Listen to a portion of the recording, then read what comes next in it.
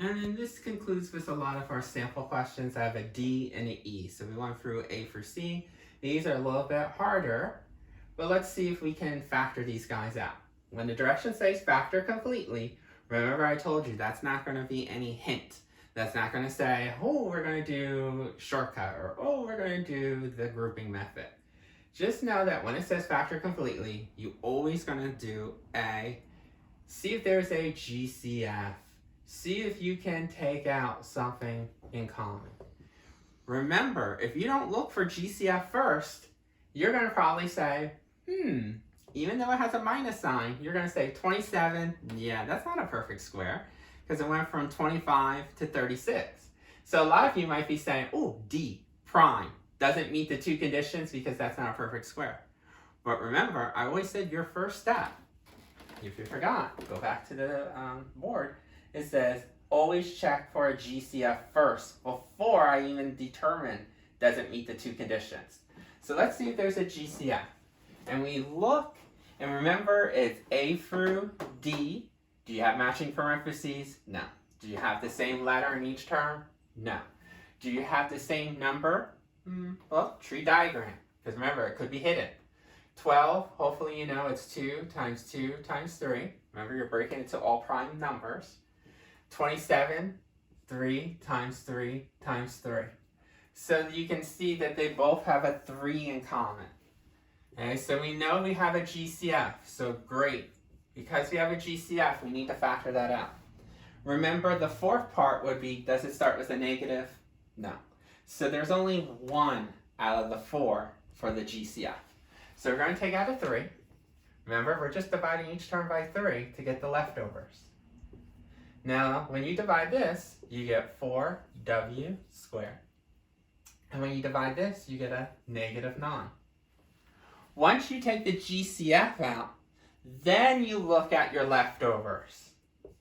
Not before, always after you see if there's a GCF and take it out. So when I look at my leftovers, forgetting about this, notice we have 2 terms.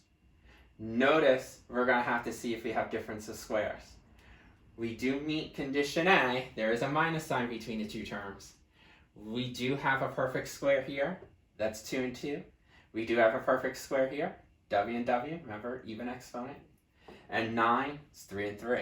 So because it meets the 2 conditions after you take the GCF out, you still have to factor this out as difference of squares.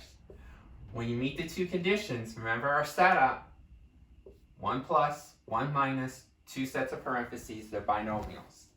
Now you're going to take the square root of the first term. Remember, we're ignoring this GCF for right now. So the first term of the 2 term is 4w squared. Break down the 4. Remember, it's a perfect square, so it's 2 and 2. And then w squared, w and w. When you break down the 9, remember, it goes in the last spot of each of the binomials, since it's the second term of the binomial.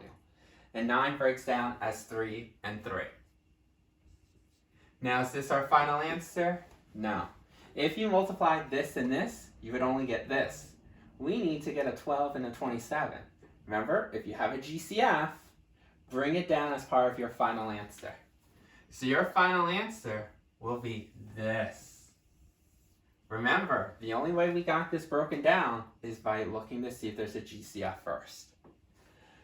So that probably tells you for E, hey, don't say it's prime because you see a plus sign. Always look to see if you can find a GCF. So when I look at it a little carefully, remember GCFs go through A through D.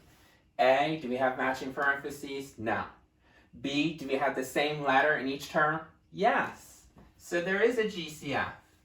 Now remember, just because you found one of A through D, you still have to check A through D. So we found B. Is there a C? 2. 50. Oh, 50, that's 2 times 5 times 5. So you know that there's a number in common. They both have a 2. And D, does your binomial start with a negative? Yes. If you don't take this negative out, you won't get this to be a minus sign. So you have to go through A through D. if you forgot the steps, go back to 6.1. Once we find out our GCF is negative 2m, divide each term by negative 2m to get the leftovers. So our leftovers, when you divide out, negative, divide by negative, we're going to get a positive. 2 over 2, they cancel out. 3m's versus 1m, m squared left over. Okay. We're going to do the same thing here. Positive 50 divided by negative 2 is negative 25. M versus m, remember if it's a tie, one on top, one on the bottom, all the m's cancel out. So notice our leftovers is m squared minus 25.